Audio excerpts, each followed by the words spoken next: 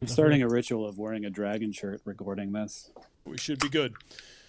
That's a good thing you opened that can now. It's booty sweat. I'm so thirsty. All right, welcome to the Jack of the Shadows podcast, episode 12. I am Eric VC, joined by the Flying VC boys, Dave and Adam. My name is Dave. I am a Flying VC boy. My name is Adam. Yeah, okay, all right. I don't know this what week, that was. we are covering chapters 13 through 18 of the second book from Robert Jordan's Wheel of Time epic fantasy series, The Great Hunt. I smell nothing. In this week's episode, we will be starting with a view from Dragonmount, where we survey the plot for the current 6 chapters. We will then sashay to the ballroom for a look at who wore it best. After a few spins around the floor, we will discuss what shook your willow before we all start feeling randy, then pass out and put our heads on our pillow to experience some in dreams. Yeah, baby, yeah. We'll travel the astral plane across the universe. Feelings after that. And then settle in to watch some Celine Steeler, finishing up with our Coplin of the week and who leveled up. So we're going to sashay, we're not going to cha-cha-cha? No. I mean, I like the sachet. I can cha-cha. I mean, We only, no, this is ballroom dancing. The cha-cha is part of ballroom not dancing. respectful Thank you very enough much. to be on the ballroom floor. Wow, look at that. He's culture slamming there. Culture. This week's view from Dragonmount shows that we have previously seen our company leave Faldara. A healed Matt and other Emmonsfield boys have traveled with Ingtar after Podden Fane and the Dagger and the Horn of Valir, while Elaine, Nynaeve, and Moiraine are following the Amerlin seat back to the White Tower. In this episode, Rand falls asleep and takes Hurin and Loyal to some other dimension. Perrin reveals his You're wolf. entering the other dimension. Perrin you do it all the time, so it's Perrin just reveals deserves. his wolf abilities to I'll Ingtar stir-fry you in my walk. and takes Hurin's place as the tracker for the group hunting the Horn, and the Emmonsfield girls discover the political perils of living with Aes Sedai while they travel to the White Tower. That is what is in our purview. So now it is time to sashay, Ooh. swish, swish, swish. I'm For tiptoeing a through the little, willows. who wore it better? Who do you mystery. think? Whose clothing do you think was described in greatest detail this week? I'm going to throw out Celine just from a get-go, but I could be wrong. No, that's it. She's the I only win. new person Hey, who is described I in win. these 6 With no chapters. description. Teased. I feel like I needed to sneeze and I can't. What? Where did that come from? I wanted to guess. I wanted to hear it guess. Oh, she was all in white, her dress divided Yeah. for riding and belted in silver, and her boots, peeking out from under her hems, were tooled in silver too. Even Now her I hate saddle was white and silver mounted. Lots of silver and white. Not silver and Silver gold. and white means so much Yeah. more when I see.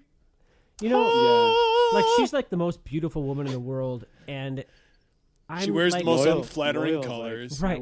I might Well, ask I mean, you maybe. out to Well, she go doesn't read a sound. book She with doesn't sound like me. she's tan, so I don't think the She's white's probably constantly doing her any, lit by a fluorescent bulb. Right, like the white's not probably not doing her any good, but at the same time, she still apparently looks hot, despite the fact that she's all washed out. So There's always wind. There's always wind just Right, blowing there's her a hair. fan. There's somebody with a from fan nowhere in the blowing her background hair. constantly blowing her hair. Wait a second. Is she Right. not in focus? and someone also is like squirting like perfume on her from the side into the fan that's Cecil blowing B. on her. DeMille is always in just beyond. Oddly just enough, like I don't know beyond why, purview. but I'm picturing like a young Jennifer Connelly here. I'm not really sure what Oh, it yeah, is. no, but no, that's- no, That's yes. what I've got in my head. Pale skin, very dark hair. Yeah. How young are you picturing? Are you going back into like when I'm she's going in Requiem control for a of Dreamland. insects? That's where I'm going with young Jennifer Oh, Connelly. so we're not going with Labyrinth.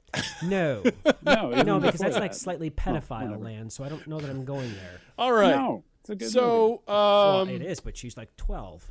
so Well, no, she's in one before that. She's an Italian movie. Anyhow, We digress. with a Yes. with an idea that I win the award that Celine isn't wore given best out. this week. It is now You did. time to discuss what shook your willow. Hmm. The Yeah. segment where we discuss our favorite, most memorable moments of the week. So I'm going to throw this out on Mm. the table. What do I have to do to get that name changed? it's Like, beyond your bake reckoning. You do cupcakes? not have You the need to power. start your own rival podcast. I mean, well, maybe get on the air, but I don't know. But yeah, I mean, something needs to be done. Burn the notes. No, because this week it is solidified because good old Rand plays it on the freaking flute. He does. He does. We actually We've made it get this far. Yes, we actually get a mention of the song itself. And it's still lame. So, since you're so proud of the fact that the song gets mentioned, Adam, why don't you begin with the wind that shook your willow? Yeah. So mine is Perrin this week, and the fact that the wolves have heard of him when he reached out to them. That's bull. pretty cool. And then he Shape realizes what his shift. name is through vision. And it's Young just this bull, you're way out of line. bull. My love for you is way out of line. Better run, bull. Oh, boy. Yeah, exactly. That was rough. Exactly that. Yeah. So he's this young bull that they all have respect for. And he can just all of a sudden identify their smell. Yeah. Which is interesting because he's identifying them by scent, but it's like in his head. Yeah. And yeah, so he's reaching out to this weird plane, the astral plane. Right. Insane. Yeah, so he's meeting them out there, whatever world. That he's Insane meeting them in the and astral he can plane? cast- Is that what That's what he was doing. Totally insane. It was pretty good. Yeah. No, but he can actually give them sense. Like, this is what they smell like. These Well, are yeah, my it's that buddies. weird. It's that weird. It's tough to like wrap your mind around. Like the description of the name is like 17 different things all at the same time. So it's like scent is thrown in there also. Yeah. Like, can you imagine like trying to wrap your brain around that? I would be like, can you please get to the point with your name? Stop all these images. Yeah, very but not sweet, only that, please. right after that, so after he discovers that, he gives out Fane's smell, and it just The sets smell these of wolves wrong. off into a frenzy. The smell of The all smell things of that are rotten and gross. Yeah. rotting And they meat just on recognize a dung it. pile. Yeah. Even it took him over with their fervor. He wanted to go out and kill the Trollocs because of that stuff. Yeah, Yeah. that's what shook my willow. That's really interesting. So you And then- feel like and your then- observation was really interesting. Well, that's very that's very self-aggrandizing. Hey, My he observation pat is that, himself so on the up to this back. point, Perrin has been kind of a little ninny in the Yes, fact he has. He has of been his a bit power. of a He's been ponce. shying away from it, but now that's something that is being presented to him that he needs to do. Huron isn't there. The sniffer isn't there. That he's gonna step up to it because you know what? He's from the Two Rivers, and they just step up. So he goes and They he do. reaches out to the wolves, and then he realizes that he's kind of someone special because they recognize him. They have a name for it. It's You're a right. big It deal. is and it isn't even just that scene. It's the Perrin's whole kind of transition through this section is he's finally manning up, so to speak. He's a man, and he's going up. I mean, he's stepping into the role that he's I supposed think to we've have leveled had. him up a couple of times, so Yeah, he's leveling so up. he's leveling himself up and accepting the mantle of responsibility that he's been shunning for so long. Yeah.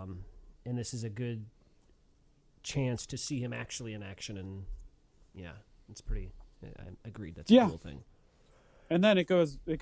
I don't know how much into the chapter you want to go, but Well, you're talking about him. It's your ball, man. well, I Roll it. mean, yeah. So then he actually mans up a little more, and he actually goes and he tells someone, whatever. He recognizes his strength a little more. Oh, and when he he goes and he talks tells to Ingtar, and then yeah. Ingtar he just rolls with talks it. about Elias. Yeah, Ingtar just happens to know Elias. I have heard of a warder that once did this. Yeah, and we find out that is that the first time we find out that Elias is a warder. No, No, we learned Elias from had Land revealed that it. Elias was a warder because Land Elias knows had who revealed Elias it is. way back when. Right, and Right. and Elias tells Perrin also. Elias gets around. He's a well-known dude. Well, yeah, that's it. He is well known apparently, yeah. so he's got to be like a pretty bad man. He's I'm very a bad recognized. man. Well, he was a warder, which is really special, and then he had this ancient ability that was before. Right. Before time. So I'll shift to mine. Well, it's kind of a couple things.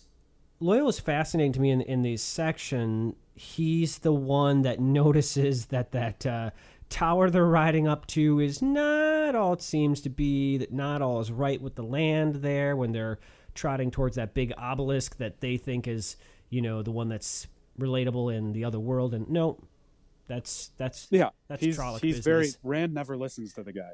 No. Loyal's like, I think there's something wrong, Rand. And Rand's like, la-di-da, it's He might want fine. to talk a little faster. Yeah. Let's move more swiftly toward this thing. Yes, yeah. In the land where everything else is completely unusual, that's going to be fine. Mm-hmm. And then Loyal sings to the tree and makes the sungwood, which is fascinating. He makes this quarterstaff appear out of nowhere. Yeah, so he romances this tree Right. and gets a hardwood staff. I totally agree with that. He's singing, "Young boy, your way out." Let's just say Karen comes something running happens by. there that's not what Eric just said. He Better ends up run, with the tree! sung staff, but then he never uses it. That was my disappointment of the scene. He gets this fantastic weapon that's like treasured and like people all over the globe would want it, and then he just tosses it aside while they're running. He from says something really Grom. interesting about it after he made it, though, because he's really somber after he makes that thing. Right? Well, he took a part of a living tree out, and we all know how Loyal. No, you it's know, not like only he's no, like no, a no, no. Lorax. That would be in another world. That would be celebrated because that's what they do to the trees in their actual world. But he says it's like the land was glad for a weapon to be made. Is what he says. So that's a monumental statement. But yeah, so then he gets that. So Loyal kind of does a couple things here that are pretty cool. Rand, we need to run, and Rand doesn't listen. And, yeah. We've seen Loyal do this before, by the way. Like he embraced At the the Green end of book Man's, one. Yeah. the- So right, the Green exactly. Man. The tree that the Green Man had died.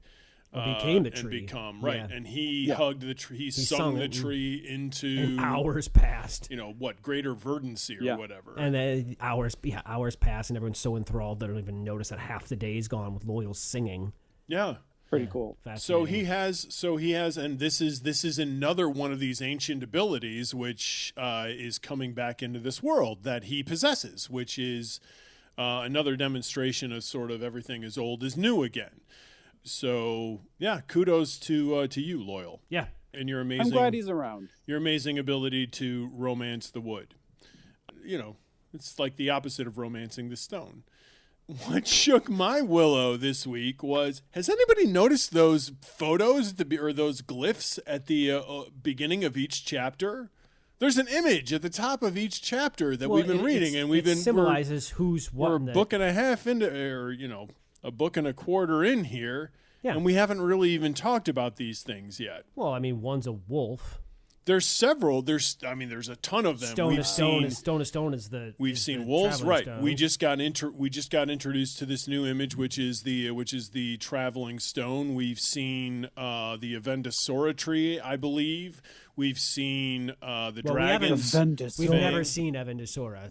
What didn't we think it was with the Green Man? It was supposed to be with the Green Man, but he didn't have it. No. He said it wasn't there. Right, he said it wasn't there anymore, and it hadn't been there for a really long time. But there was allusion to that earlier when they're talking about it, and they said it was supposed to be in the Isle Ways. So we've seen that. We've seen the and they the also symbol. alluded to Layman had a branch of it, which led to it being cut down. Layman cut it down. Its pride, which started the Aiel War. Right. We've seen the symbol for the Davol Trollocs. We've seen. Is that what that was?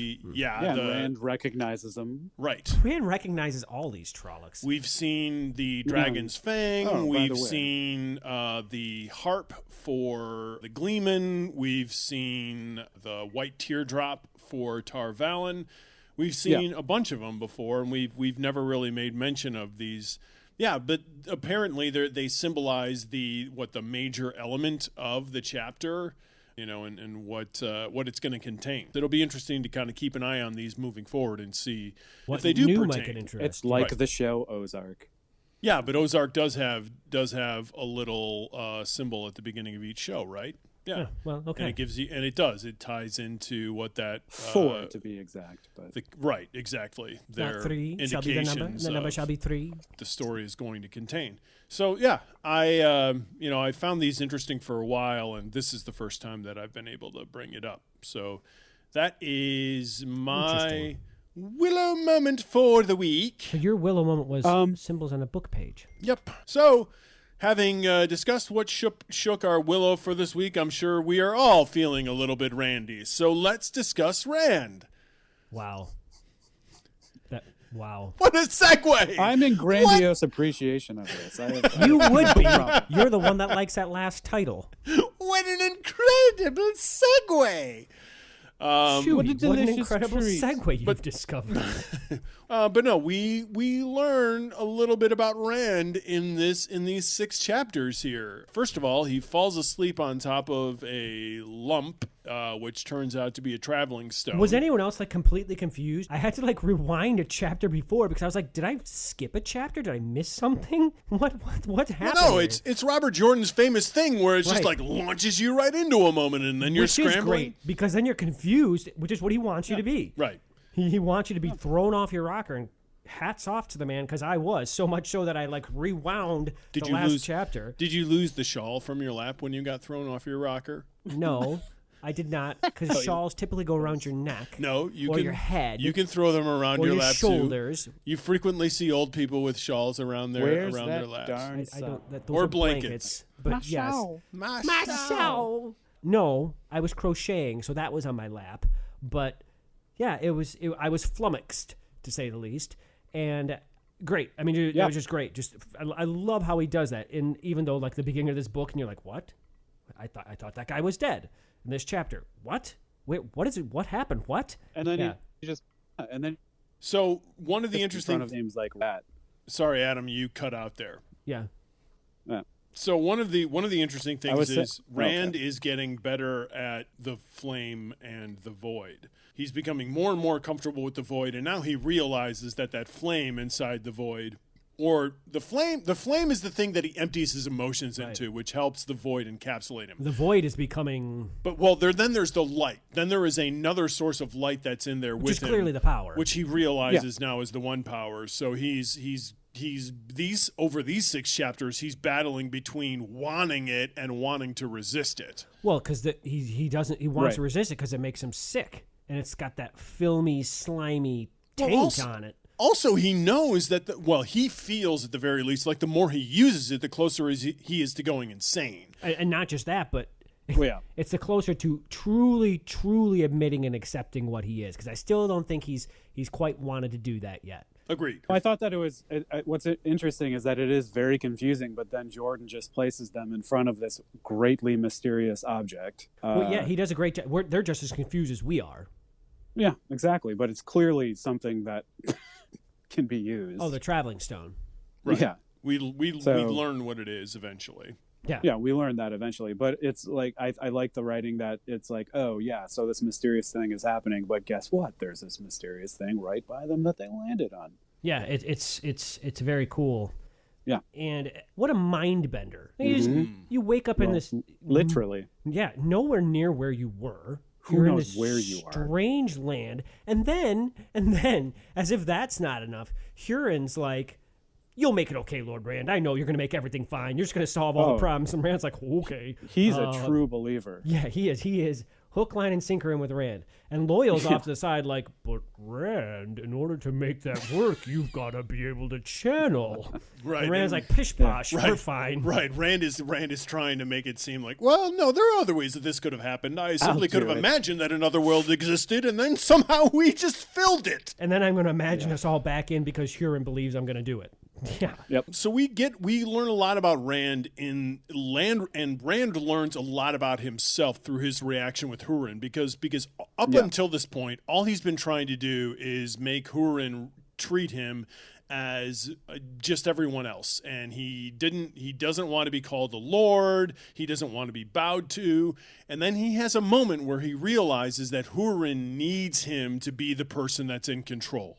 And this is where Jordan demonstrates his understanding of the vassal-lord relationship and the importance of it. Well, would you want to be referred to as a lord? I mean, for crying out loud, Matt and Perrin have been giving him all sorts of grief because he's wearing a fancy coat and calling himself a lord, and everyone else is calling him a lord, and he's not. So now he's got to admit it. Yeah, right. He's going to go back in that world. Huron's going to be like, look at Lord Rand, and Matt and Perrin are probably going to try to lynch him. I wouldn't want to be Huron's going to be like that regardless. Well, he's forced. Yeah, he's got a coat. He's got the coat that Moiraine forced him to have because she had plural. Right, like his whole wardrobe is fancified. Got rid of everything else. Everything's bedazzled, and he's got to come out in that. and now he's got Hurin, who is really relying on him and looking up to him and needs him to be in control. And this is the understanding that Jordan demonstrates, and the understanding that Rand sort of inherently arrives at, which is he needs to be the one who is in control so that everyone else can feel comfortable. And he realizes that this is what Lan means when he says that duty is like a mountain. Yeah. In that, this mountain is resting on his shoulders, and it's his duty, it's his job to make everything okay. He's going to be the one that is going to have to figure things out so that everyone else can relax. And that means putting the entire pressure to resolve the situation on his own shoulders. I don't know that anyone should be able to relax in that place. The grass is all It'd be hard strange because you colors. can't look straight ahead. You're seeing things Well, you out of can't the corners move of your eyes. head. There's That's the problem. Grom running all over the place. Yeah. So Rand, once again, David, as you've mentioned a couple of different times, demonstrates that consistency of character where he assumes he steps up leadership responsibility. Whether he wants to or whether he doesn't. Yeah, no one else is going to, so he has to. He just does. He simply does. He is a doer. And so he leads them forward. Right. One of the other things that I found interesting in chapter 13 is he is channeling the one power, and up until it's in chapter 13, so it's the very first chapter. And unlike the other moments, when is he channeling the one power you're referring from to? The stone. He in front of the stone. Right, in front of the stone. Oh, so how he got them there? And no, he's trying to imagine where they were to get them back. Oh, okay. But what happens during this attempt is that the one power doesn't just pop or the void doesn't just pop; it shatters. Yeah. He experiences this moment where the void shatters like glass. Whereas before, it's this theoretical construct in his mind. It's this meditative state that he puts himself into. And all of a sudden, it takes on a very physical characteristic where it shatters. What do we think happens there? So if I'm going to relate it to what the women do. So the women, have to embrace this. They have to Some be... fish fly. Right, exactly. They have to be one with it and calm and relaxed, and Rand always has to fight for it and fight for control of it, and it's like a constant battle to get control of this thing. And I feel like you add that into the fact that he's now in this land that is confusing, and his mind is just not fully wrapped into what he needs to be, because he doesn't relax to embrace the source. He does something else. He fights and grabs it, but he's too busy trying to bend his mind around everything else to be 100% committed to what he has to do. He's now responsible for getting all these people back. He is freaked out because he's in Bizarro Land. He is just all these things, and I just don't think he has enough of his mental faculties there to be able to do 100% of what he has to do.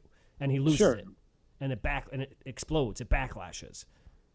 That's my I think it's a fight between the flame of the void and the one power. And it seems like the one power got through the flame of the void at that point. It's something. And maybe that's something to do with it too. I don't know. Keep an eye on. I agree. Because the other thing that we learn from Nynaeve and Egwene's experience in the One Tower is that apparently you can burn yourself out. And so that's one of the things that I was wondering with this instance was, was he close to somehow burning himself out? It just seems like the one power somehow breaks through that meditative state that he's created, that he's walled himself in with. And, as opposed to it just sort of popping, which he's experienced before, where it pops like a bubble. About burning himself out, though, is later in the chapters when he's with Selene, he's holding way more power than he is in that moment. Yeah. So, and she makes him stop because of that. So I don't think he was quite at that point there. I think it was just like it was like when you pull on a rubber band and half of it breaks and it snaps, and it's that type of thing. Well, I mean, so you can also bring up the fact that he's dealing with when he's doing that, he's in front of these stones, which Loyal brings up the fact that they came from an even older age than the Age of Legends. Sorry, Levin, are you thinking Age about of Leavened Bread? What? Matzah. Yeah. Age of Legend. Age of Legends. It's an older and even the Aes Sedai then did not understand them, and they used them. So Yeah, there's a lot that we that just don't might know. have something to do with it as well. We will keep our eye on that. Yeah.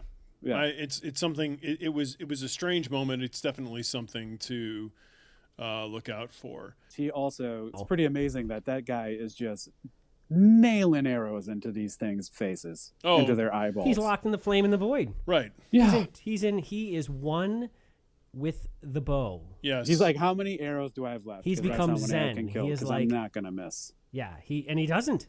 Yeah. Yeah. That's just not two rivers shooting right there, which it kind of is, because I'm Oh, thinking well, like in the back of his head. Matt other was people that can pull nailing back like that bow. things Right. in the He was blight. spotting dimes like that. Exactly. Yes. Those were those were dead animals. I didn't have the heart to tell you. He They're it was mailboxes. roadkill. Mailboxes, that's what it is. But you're right. Matt is great with the bow. Rand's apparently even better. And it's a Two Rivers skill. We know this because they joke about the Two Rivers bows with the other They're guys. long bows. They're really big. So they're quite bows. talented with them. But this is feats beyond the norm, and it's because of Rand's connection with the Void. And you don't know if it's Sweet. power enhanced or what it is, but Rand, once again, is just when push comes to shove, he's Tippy-top. shoving a giant boulder. Like he just He shoves. and then I mean also they get out and Rand just kind of like he gets them out. He's just consistently and continually doing stuff that no normal person should be able to do. He I don't is think a he gets them superhero. out quite yet. So our By next the way, our next segment begins with the candy-colored clown they call the Sandman. Adam needs to be singing. Tiptoes in my room every night. just a sprinkle stardust and a whisper. We're all gonna segue Go to singing sleep, everything.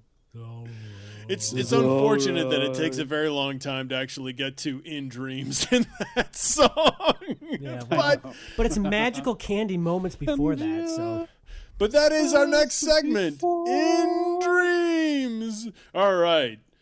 We did have a dream this week, like Martin Luther King. Yeah, Rand had yeah. a dream, not of the betterment of mankind in the not future, at all.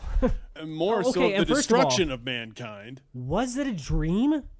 Do we even know? He seemed to be right. I don't there, know yeah. that it was a dream. So It felt like it was a lucid moment. well, There's no evidence that it but wasn't. he awakes and the fog seems to be gone.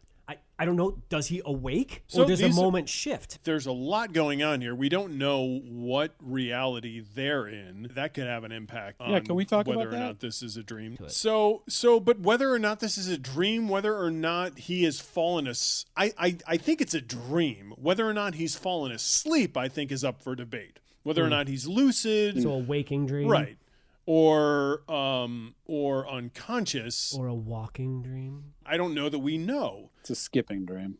Yeah. but Hopping and skipping a pigtail dream. your way towards madness. He is dreaming. I mean, this has all of the hallmarks of the other to dreams. see my face? No. You No, thanks. okay? No. There you go. Do I have an option? Because I'm Right. choosing. I pick what's Nah. behind the other curtain. Putting a big check mark on the no box. So Rand has this dream where, hey, Balzamon's back, and he looks just as burned as before. Hey, Lon, Balzamon's back. Yeah, Boyfriend, I think. my Balzamon's back. Yeah, I think like Shaitan. I'm going with Rand. Of course, but you're dead. I killed you. Yeah, okay, but here I stand. Yeah. Yeah. Yeah. Also, all this time, Rand's trying to convince everyone I killed him because he's convincing himself I killed him because he's convinced that he killed him. But no, there he is. Didn't we feel like he had killed him at the end of book one? Didn't it feel like the guy You was dead? did, No, and we've I been argued over that this. we never saw the body, and if at these things we don't see a body, nothing's dead. I mean, we And knew it, Moraine says, "Don't say his name." Lord of the So Grave, that- yeah. Lord of the Grave, man. and we knew at the beginning of this book that the prologue sure made it seem like he was alive. It just this is confirmation for Rand that his suspicions of He didn't have suspicions. what Moiraine was saying to him are true. This has got to be a confirmation that Another thing is that this time Balzamon says to him, "This time, if you die, you will be destroyed utterly." Is that true?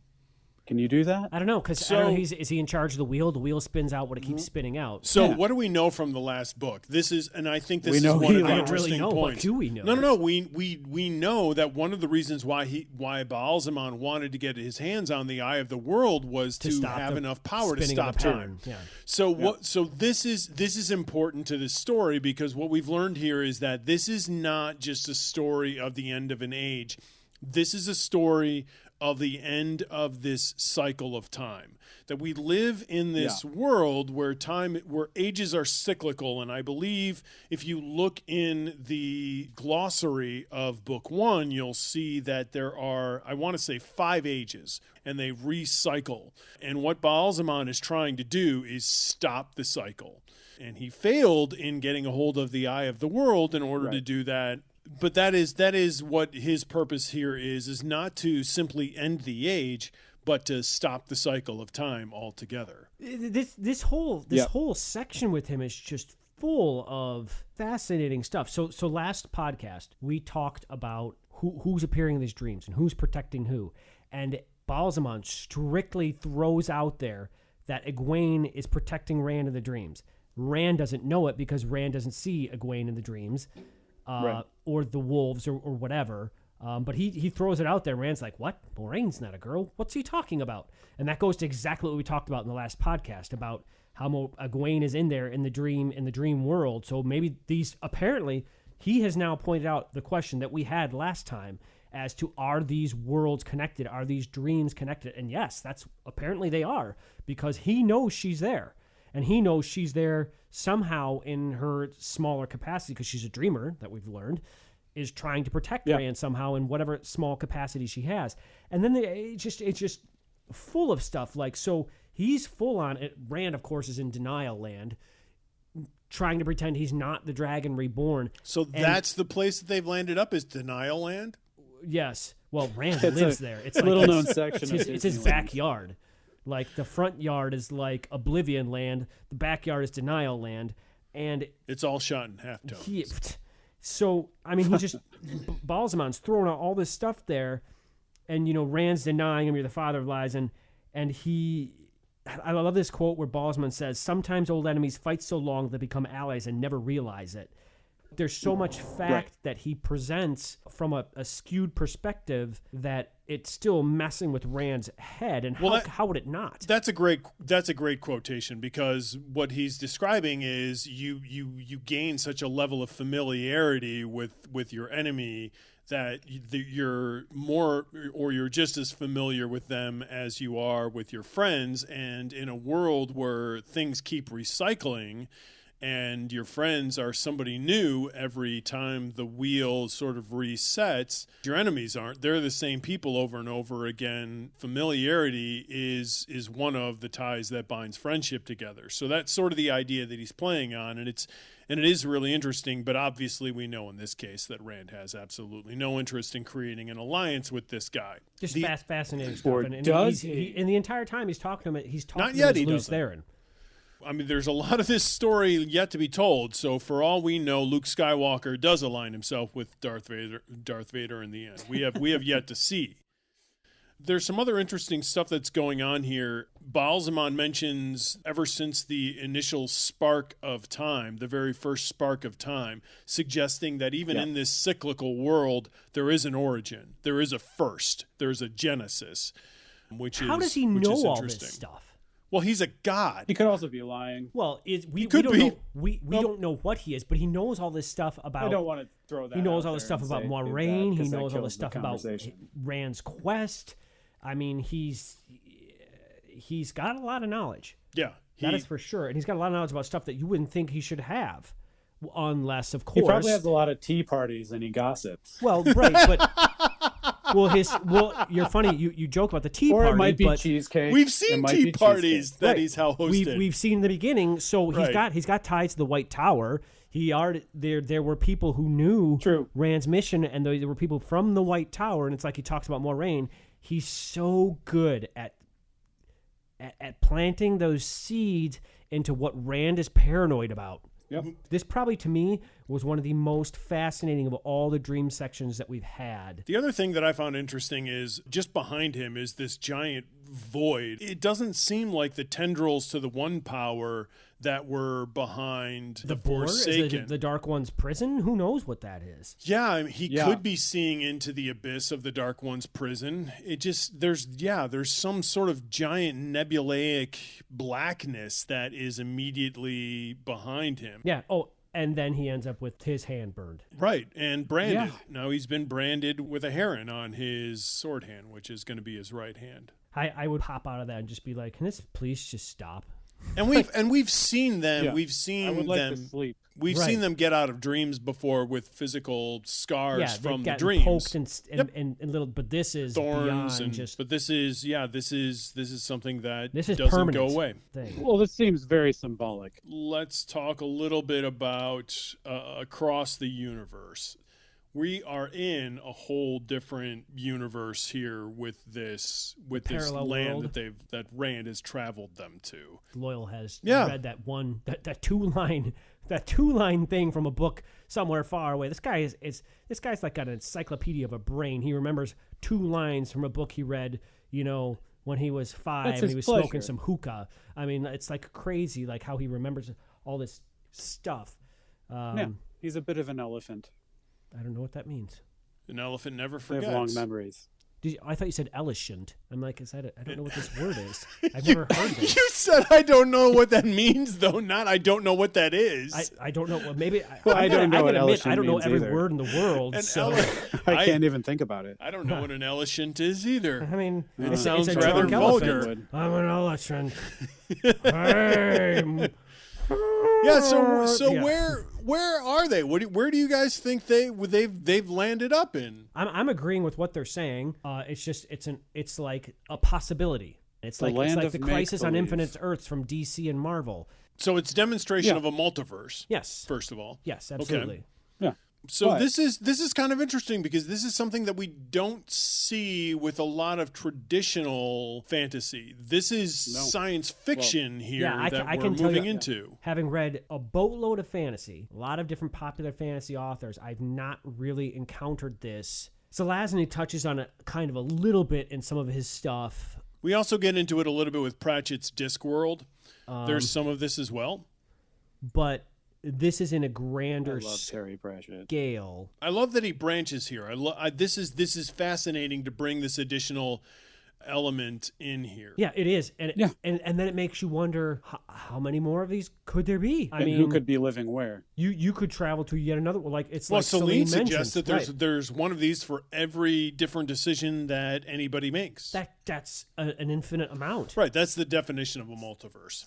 It's a world where the Davol Trollocs defeated Arthur Hawkwing Yeah, exactly. at that decisive battle. It is a less likely possibility, which is why the world is so pale, and possibly also why Do you have any idea why this grass is striped? burned. I mean, if the Trollocs won, one would assume But that that they should burned a heal lot of the and land. then like reappear. It does seem frozen in time a little bit because it isn't a fully realized Okay, possibility. I mean, of all the and- things to focus on, I know that's a weird thing for me. No, to no, no. focus on, but- There's another thing that I'm going to bring up here in a second. Adam, you also mentioned the streaks across the sky that Rand Which is the seeing. second instance of something like this happening. That happened last week. in this world or somewhere else. No, in the real world. that's right. What on earth is that? All I imagine is that there's somehow a The United sky is jet flying through crying. the air. That's what it was. It's gone into a world where they have airplanes. Stevie Ray Vaughan was playing away and the sky was crying. That's probably not what's happening. No, I'm just kidding. obviously it's not. It's just, Doo-doo-doo. it's interesting that there's why that he brings this focal Can't you point see the up, and tears rolling I down hope my I hope it's explained. Yeah, there's something that is destroying the world. It's like a tear. Yeah, Yeah, that Rand is seeing. Monsanto. So the You can The edit alcohol distribution company? yes, Sorry. no, the seed provider, the It's actually very funny. agribusiness giant. All right. Adam is channeling his inner Neil Young. So the other thing that I find interesting here is, okay, so we know they get out of this world. Rand eventually finds a travel stone, and Celine... This is like the music episode. It is. And Celine tells him how to get them away, and so he does. And we discover that what Hurin was... Suspicious. What Hurin was sensing, was smelling, was the future of the world that could be. So we learn when they arrive back there that what Hurin, and this is what Celine tells them, what Hurin was smelling, that they were chasing all the way through this alternate universe, was in another world where the Horn of Valir had traveled through. Yeah, it's a but reach all I it give means you, is that but it is. All it means is that like Huron says, you mean that what I was smelling is where those dark friends are going to be. Right, exactly. Yeah. So I agree with you, Eric, that it's very weird that horn would get there somehow. But if it did get there, Celine doesn't suggest that it's gotten there. What she suggests, like what David was saying, is that there is some, because the Horn of Valir is such a significant element in the regular world, that it leaves some sort of imprint, a ghost image on exactly, it's because it's a that large it leaves event, I suppose. some sort of imprint on every possible alternate reality. It makes it seem more like if it's a large event. But here's the thing. What they are sensing is not where it's actually traveled, but where it could travel. And that's where my problem comes in, is that... So you've got a problem with the physics. I understand it works from saying, a storytelling standpoint. Like, it's great from a storytelling standpoint. And, the fact that Hurin and them are traveling... So you have a problem with that, this not is the an fact that there's alternate timelines and different realities. We don't like time travel in our reality. I'm having a time cop moment. I don't think the book is obeying its own rules time cop, it doesn't make sense. Of time travel is all. Well, we don't. I mean, this was just Van presented, so maybe it will actually be explained. And the girl from... Well, they do explain it. They do explain. I mean, they Bueller, you can't go wrong. They explain as best as they can what's going on here. It's a fantastic movie. The splits. We're having two different conversations simultaneously here. So that is across the universe, and Celine definitely does steal the scene, in this little segment of the universe. Let's dig into a little bit more of Celine stealing here. Does anyone buy for a moment, for one practical moment, so she just magically appears there? Or no, rather, she magically does not magically appear there. I don't know how I got there, Rand. I just appeared out of nowhere. So don't hate me because I'm bad. I'm just drawn that way. We don't... Yes, Jessica Rabbit. Seriously. She has the power of looking good and being smart. Any of it right? So none of us trust her. None of us believe her. It's really funny. She seems real nonplussed about being attacked by these animals. Right. And Jordan goes out of his way to describe the fact that she doesn't seem concerned during moments of jeopardy. That, she doesn't even look at dead bodies on the ground. Right. Dead bodies everywhere. She's not nervous. She obviously has traveled to this other world. Her story of how she got there is completely unbelievable. Boo hockey. She is determined to make Rand travel them back. Not only that, she does not know her target audience with Rand at all. She keeps trying him to want great and powerful things, and Rand's like... She's not good at audience analysis. Rand's like, no, I want nothing to do with that. And she's getting a little perturbed. But he is still like noticing her absence when she's riding 20 feet away from him. Because she's Jennifer Connelly. You could be the greatest president ever. I don't know what that is. That's a weird... Happy birthday. That's a weird... That was like a Marilyn drunk Monroe. Donald Daffy Duck Marilyn Monroe there. That was a very strange combination. When she said she was no Aes Sedai, so right, she did not like that at all. She finds the idea of Aes Sedai insulting.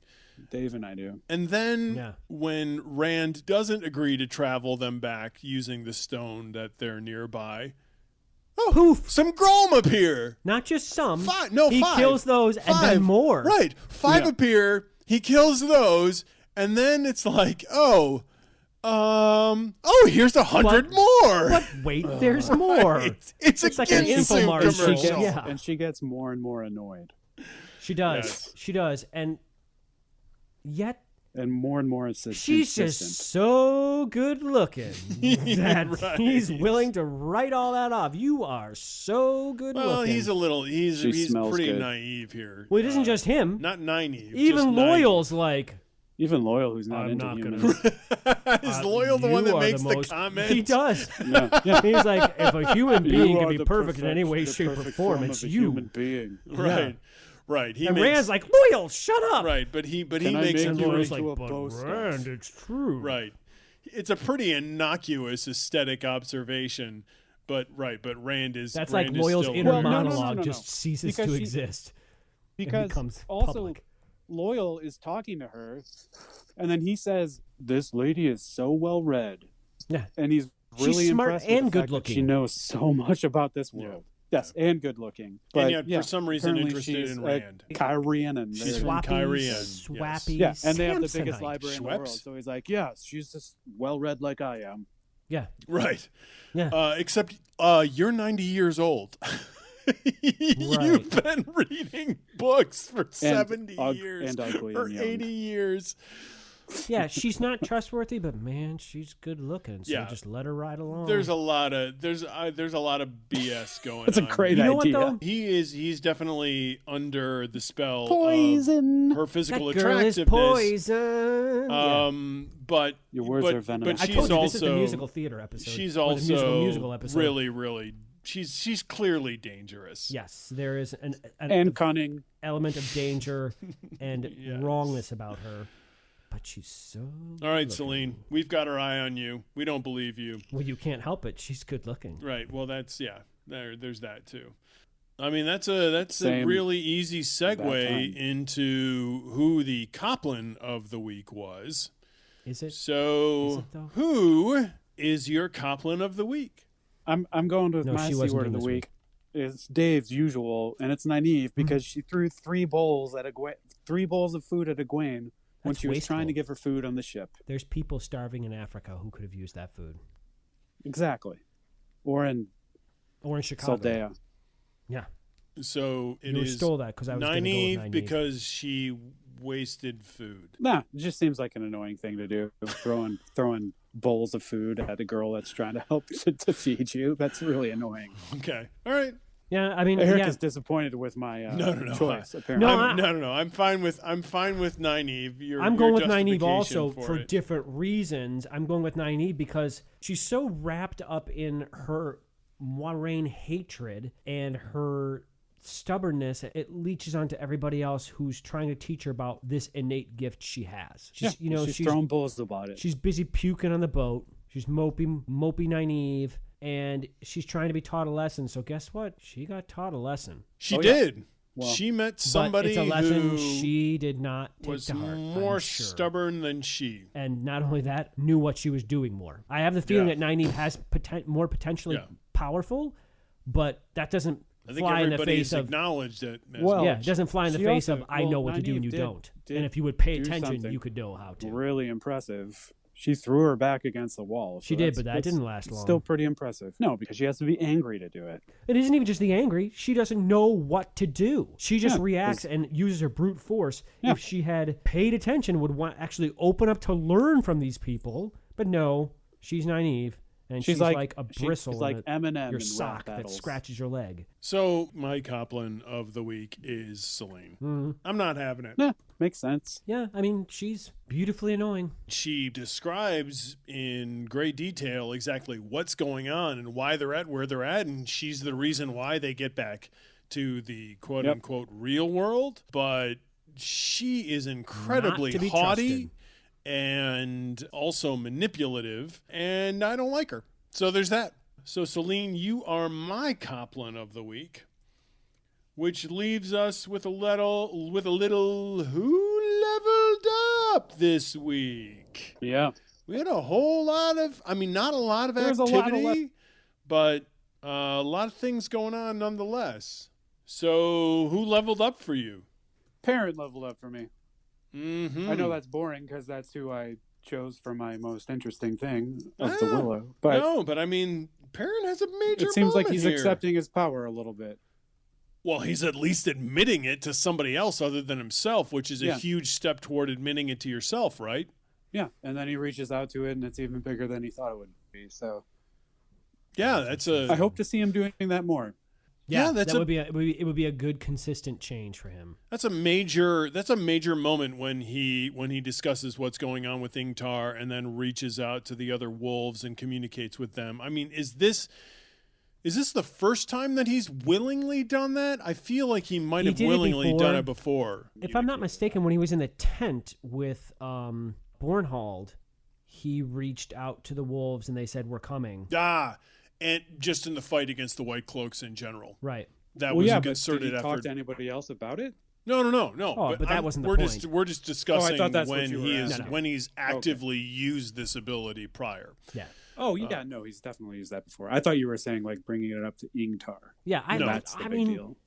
What a weight that had to be off his shoulders with Ingtar, where Ingtar points for Ingtar, man, because he's just kind of like, Takes I've it in heard about stride. this. Yeah. This is an old thing. He also seems to be a bit obsessed with there's that, finding because the horn. Ingtar's So I think he's like, singularly you can help focused me? on, I Then must I'm get the gonna do horn. this. The horn is everything. Yeah, that's a little obsessive there, except for the little part. But nonetheless, it works for Perrin's favor, so kudos. Yeah. Right, and then I was happy about him. He works with Perrin to disguise the ability. Yeah. So even though Perrin has admitted it to one person, he is still trying to keep it covered up. Yeah. And I mean, and obviously Ingtar suggests there's a reason why, so it's probably wise at this point. So your level up for the week is Perrin. Who is yours, Dave? Rand. I mean, I'm returning to my roots with Rand. Also makes sense. I mean, Rand just... Dying your roots with Rand. What does the guy do wrong? Yeah, obviously what he does wrong is he falls asleep and lets the power take him over, so he ends up in a stranger in a strange land. He, there's my Iron Maiden moment, obviously gets them into Nowheresville, but he gets them out of Nowheresville. He shoots Grom. He holds an intelligent and debative conversation with potentially the Dark One. He gets branded. He's a case study in stepping up to the moment. I think Rand, this has been a great anatomy of a leader up to this point, what we've seen from Rand. And Jordan has done a really good job of slowly and subtly developing him. If he is going to be our overriding protagonist for the rest of these books, in these first several chapters, we have seen through minor actions and then through a couple of major actions, somebody who is ready to take the wheel. He, in his mind, is simply doing what he sees needing to be done, and he's self-effacing. Right. He doesn't want the recognition, but the one time he allows himself that recognition is when he understands the importance of being recognized as a leader to others who need one comes in. Now, there are some weird instances, and this makes me the allure of Selene, where he's like, what's wrong with me being a lord? I'm going to pretend like I'm a lord around her because she wouldn't talk to me like this way if I wasn't a lord. There's something kooky going on. But that was in a different world. Right. Maybe that's what it is. What happens in Vegas? Right. What happens in Bizarro Land stays in Bizarro Land. He talks himself through that too. Like he even. But that's a bit unusual. That inner monologue. Yes, but it's not unusual for somebody who is going through it's like an existential attraction crisis. and that sort of stuff. So my level up for the week is Swan Sanche for slapping down Nynaeve. Amerlin seat. Okay. Right. I'm fine with that. I need Nynaeve to be put in her place. For the reasons that we've already recognized that Nynaeve was your Coplin for the week. Yes. Swan Sanche. I'm not a novice. Brooks, no dissension whatsoever. No. She knows puts a smackdown on that. She knows what's going on, and I like a good smack being put down. She is the captain of that ship the ship of the The captain of the week. I'm waiting for you to finish this. Well, yeah, because I'm trying to come up with Aes Sedai, a word that we use several hundred times a week. Manipulation, that's the one you want to go with. It's interesting because the girls are having these lessons, and I don't want to have we lessons. still. I'm naive. Oh my gosh, she's trying to act as if Go away, she's kid, you still bother making me. the choices there. She has agreed to go to the White Tower, and yet she's not choosing to engage in any of the trainings, and yet she is engaging in the trainings. So, yeah, Swan lays the smackdown and lets everyone know who's in charge. And for that reason, I choose her as my person who leveled up for the week. It's a good one. I like it. Is Tarvalin an island? Yes. Or is it just on the water? It is an island? It's an island. It's yes. an island in a river. So It's an island, and then it has Dragonmount in the back. Dragonmount. Dragonmount is Not on the island. mainland. Right. Dragonmount is on the mainland. Right. But you can just see it. Yes. Mm-hmm. They Okay. are close to each other, but Very close. Its shadow approaches the walls of I'm Tarvalin. sorry, That will wrap up episode 12 of our Jack of the Shadows podcast. otherwise known as the Wow. Sing Along podcast. Well, every week is a sing-along week. So join us next week. We'll cover chapters 19 through 25, right? Mm-hmm. So join us for episode 13. Bye. Ta-ta! Good night. Because I expected it to be horrible, it wasn't as bad as I expected.